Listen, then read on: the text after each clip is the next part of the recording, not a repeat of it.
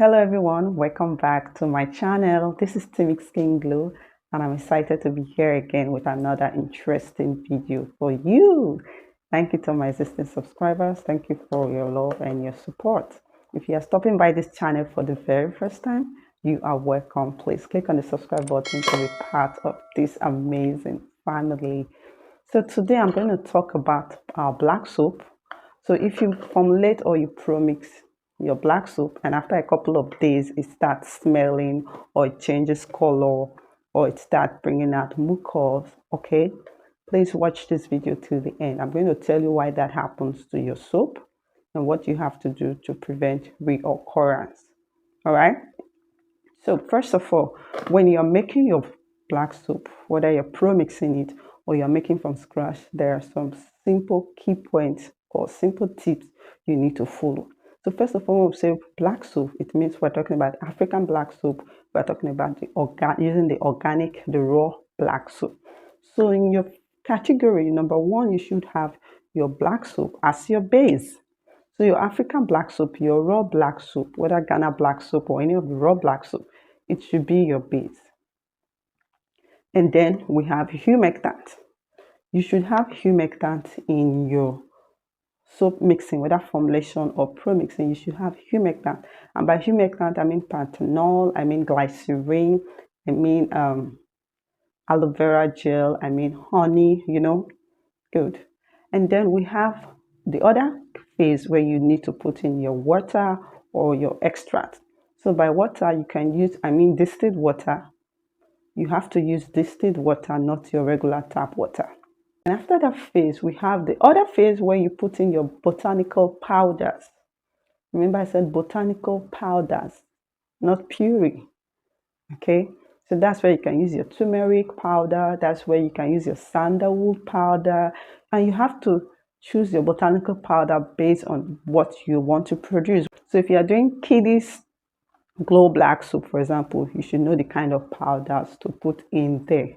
If you are doing acne black soap, then you should know the kind of powders to put in there. Okay, the botanical powders. So you have to research your botanical powders and their properties, what they do. Like your neem powder, it helps for eczema, it's good in acne treatment. Okay, bitter leaf powder, you can put it there. Turmeric, so if you want to do a soap that helps to glow the skin, hyperpigmentation and discoloration, of course, turmeric is a must. You must put turmeric powder there. Okay, you can put your licorice powder, you can put your lemon powder or your orange powder. So if you want to make a black soap that can exfoliate the skin, like an exfoliating black soap or exfoliating whitening or lightening black soap, then you have to use botanicals like your lemon peel powder, okay, pineapple powder, okay, orange powder. These powders are also good, and turmeric is very good. So sandalwood, camwood powder, you have to research about your powder and know which one to work with. But if you already have a good recipe to work with, then you don't need to worry. But if you want to learn, you want to be able to master your art of formulation, you want to be able to customize your own black soap, then that's where you have to go the extra mile by researching about other botanicals and their benefits.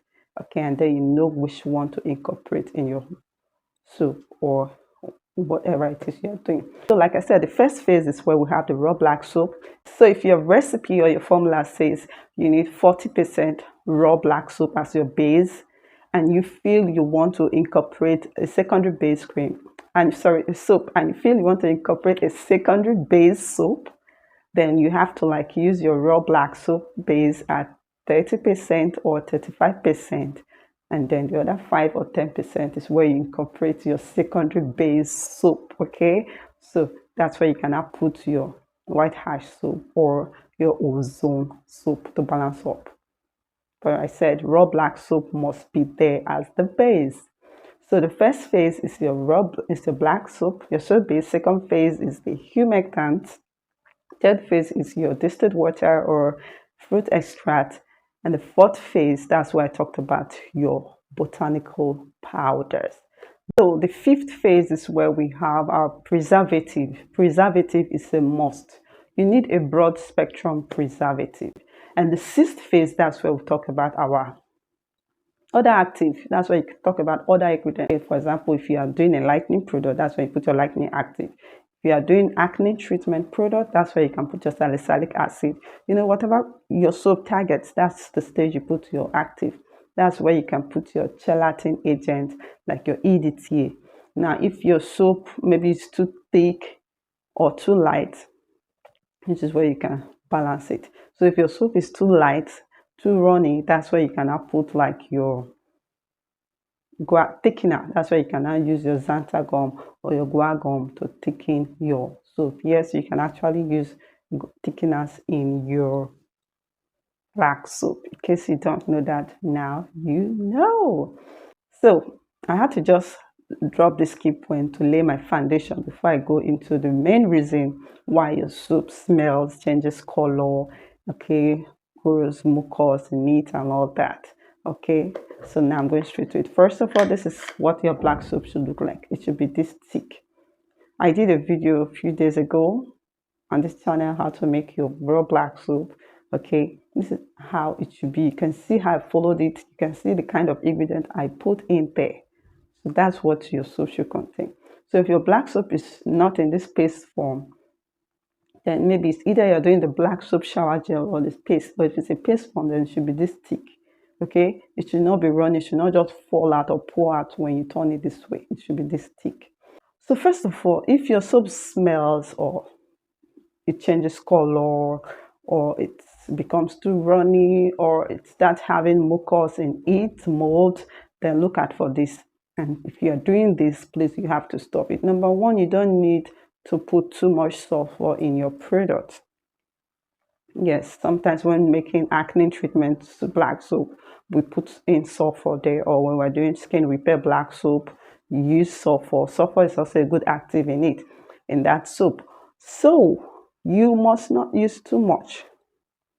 Because sometimes we tend to believe that if we put, the more we put the active, the more active, the faster the result. The more the active, the better the result. No, it doesn't work that way. Sometimes a little goes a long way. So not because you say, oh, this ingredient is very good, it does this, it works so well, and then you have to put too much. If you do that, you're abusing it. Your soap will turn bad at the end of the day. You're not going to like the result. You're not going to like the effect you will get. So please, whenever you're using any ingredient, moderation is key. Follow the recipe you have been given, follow your usage rate, follow the percentage and everything. So make sure you don't use too much sulfur in your black soap. It can cause change of color. Also, if you're using puree in your soap, it can also contribute to change of color, smell, and the mucus or the mold you are having in your black soap. Fruit puree, carrot puree, papaya puree, and all that in your black soap, tomatoes puree, it can make it smell, it can make it change color, and it can make mold grow in your black soap. Using tap water is another reason. So I'm actually giving you 10 reasons your soap smells, changes color, and grows mold in it. Number one, too much sulfur can be the reason. Number two, using puree in it, carrot, papaya, tomatoes, and all that can make it smell or change color over a period of time. And number three, I said tap water. You don't need tap water in your formulation at all. You don't need tap water in your soap or in your cream or in your skincare product when you are making them. Distilled water is always the best option. Okay, if you're not using distilled water, you can use rose water. That's fine. Okay, so that's number three. And number four, egg, raw egg. Sometimes people tend to use raw egg in your black soap mixing. I see a lot of videos like that on TikTok. I see a lot of videos like that on Instagram where people make the black soap from scratch and they pour raw egg in it. It's not good. It can make your soap smell, it can make it change color, and it can make molds grow in your soap. Don't use raw eggs. You can use, there are egg powders you can use. If you must use egg at all, use the egg white, not the egg yolk. And it's not recommended for commercial purposes.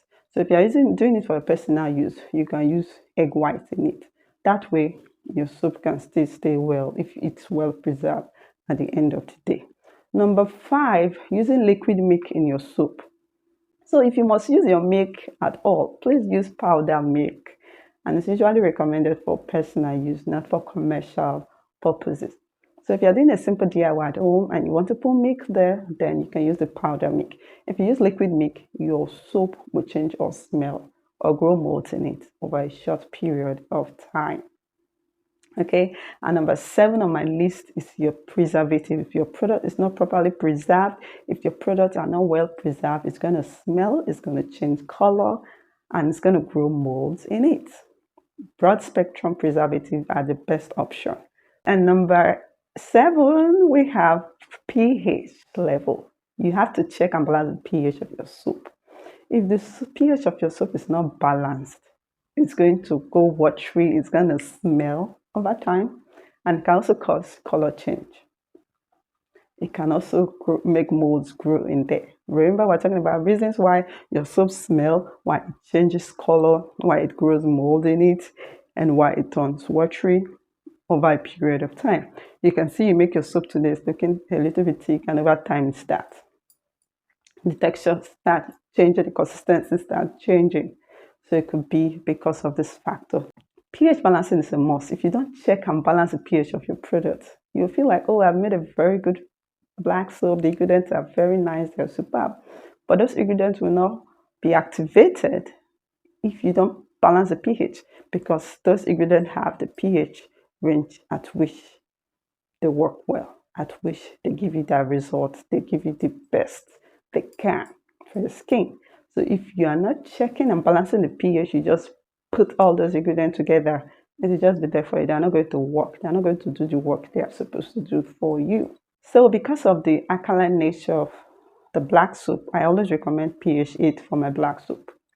Okay, if you're making a black soap, whether kids glow black soap, adults black soap, whitening, exfoliating, or whatever, black soap, pH 8 is what I recommend for you. Another factor that could contribute to the smell, change of color, and mold growing in your soap could be because of the tools you worked with. If the tools, your production tools, are not well sterilized, your workplace is not sterilized, you just carry your tools, wash them with soap water, and rinse it, and think it's okay to start working with it. It's not enough. You need to sterilize your work tools using rubbing alcohol. That way, any germs, no matter how small or tiny it is, it's going to get rid of it. Always sterilize your work tools. Your workplace is another factor. Your workplace is another factor you need to consider. Make sure your workplace is clean, tidy, and neat. Okay, workplace should be sterilized. Work tools should be sterilized. And lastly, you need an airtight container like this to store your black soap. Okay, so air does not go into it, so bacteria and germs don't get into your product. And make sure you store your soap in a good place. So basically, it's safe to say that the change in our soap smell or consistency, like today is thick, tomorrow is not, or mold growing in it, or color change, can be as a result of 2 major factors. 1, formulation, and 2, storage. Formulation, that's where your formulation tools come in. The kind of tools you use, if they are sterilized or not, it's what we're talking about here. And the kind of ingredients you use, they all fall under formulation. The tools, it falls under formulation. Your workplace, it falls under formulation. So if your tools, your workplace are sterilized, your ingredients are intact, you use good ingredients, you don't use raw eggs in your soap, you don't use fruit purees, like I said, you don't use raw milk, you don't use liquid milk, okay, and you don't use tap water. And then the second category, which I said, is storage. If it's not stored in an airtight container, it can also result to those issues. If it's not stored in a clean place, it can also contribute to such issues. How do you want it stored? Under direct sunlight or away from direct sunlight? So that can also contribute to this. So guys, I hope you've learned something in today's video. Now you know why your soap smells, you know why it changes color, you know the reason for the molds growing in your soap, and you know why your soap changes from thick soap to watery in just a couple of days. Now you know what to do and what not to do. What topic would you like me to address? What would you want me to talk about in my next video? Let me hear from you in the comment section. And yes, this is an announcement I have for my students. If you trained with me, you did my natural skincare formulation class, or you purchased my natural skincare formulation ebook, I have an update for you. Please chat me up. If you are seeing this video, send me a WhatsApp message now. So you guys, don't forget our products are readily available. Team Skin Glow products are available and we deliver worldwide. Distance is never a barrier. So whether you need our soap in small quantity like this for personal use, or you want to buy and repackage, we also have it in bigger quantity. So this is a big size of our black soap. Our Valentine's sale is just around the corner, so please participate. This is the best time to try out my product. This is the best time to try out Team Skin Glow product. Valentine's sale is coming soon, beginning from February 10th to 13th. You don't want to miss it. And of course, I have lots of souvenirs, lots of gifts for everyone participating in this Valentine's sales. So thank you all for watching. See you in my next video. If you have any question, please share with me in the comment section of this video. Bye guys.